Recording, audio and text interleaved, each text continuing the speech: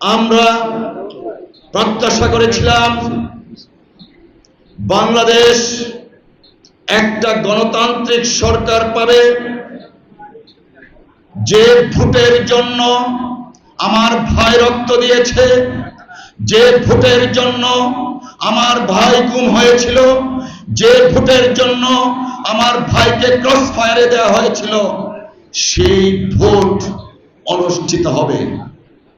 কিন্তু আজকে অত্যন্ত দুঃখ ভারাক্রান্ত মন নিয়ে আপনাদের সামনে বলতে হচ্ছে, আমরা যা প্রত্যাশা করেছিলাম তার সাথে বর্তমান এই সরকারের বিভিন্ন কার্যক্রমের কারণে বাংলাদেশের মানুষ সন্দিহান হচ্ছে।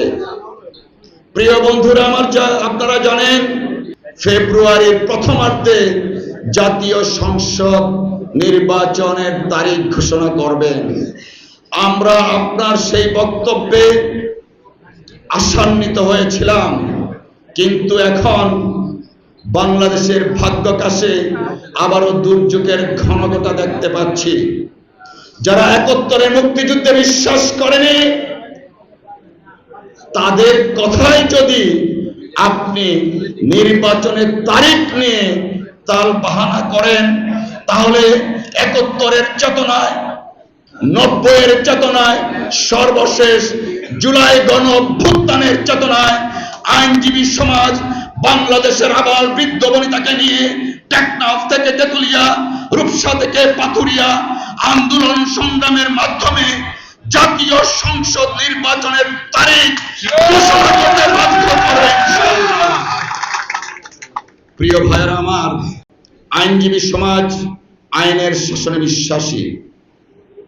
আমরা চাই জুডিশিয়ারির উপর যেন কোন এক্সিকিউটিভের কেউ হস্তক্ষেপ না করে।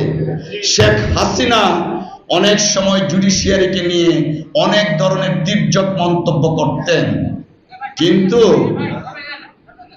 বর্তমানে এই সরকার বাংলাদেশের প্রতিটা রাজনৈতিক দলের সমর্থনে যারা এখন দায়িত্ব পালন করছেন, তাদের মধ্যে জুডিশিয়ারি সংক্রান্ত যিনি দায়িত্বে আছেন আইন উপদেষ্টা মহোদয় ডক্টর আসিফ নজরুল সাহেব, তিনি মাঝে মাঝে জুডিশিয়ারিকে নিয়ে বিভিন্ন বক্তব্য উপস্থাপন করেন, যা আইনজীবী সমাজ ভালোভাবে গ্রহণ করছেন না।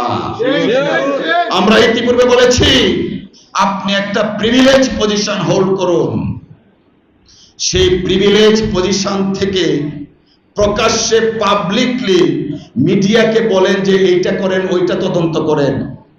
That is not the position that you hold. You are not a politician. আপনি একজন উপদেষ্টা। উপদেষ্টা মহোদয়, আপনার অনেক সুযোগ রয়েছে প্রিভিলেজ কমিউনিকেশন করার, কিন্তু বিচার বিভাগ সম্পর্কে এমন কোনো কথা বলবেন না যেন বিচার বিভাগের যারা সংশ্লিষ্ট তারা শঙ্কিত হয়, এবং বিচার প্রার্থী যারা আছে তারা যেন বিচার বিভাগের প্রতি আস্থাহীনতায় ভোগে। প্রত্যেকটা রাজনৈতিক দলের সমন্বয়ে যে জুলাই সনদ পার্লামেন্টের সাউথ প্লাজায় স্বাক্ষরিত হয়েছিল, সেই স্বাক্ষরিত জুলাই সনদ বর্তমানে প্রডিউস করা হয়নি। আমরা তার নিন্দা জানাই, আমরা তার প্রতিবাদ জানাই। শেখ হাসিনা জাতিকে প্রতারিত করেছিল, এখন দেখছি নতুন প্রতারকের জন্ম হয়েছে। Shame, shame, shame. এলো খবরের কাগজ, নিখাত, নির্ভীক, নিরপেক্ষ।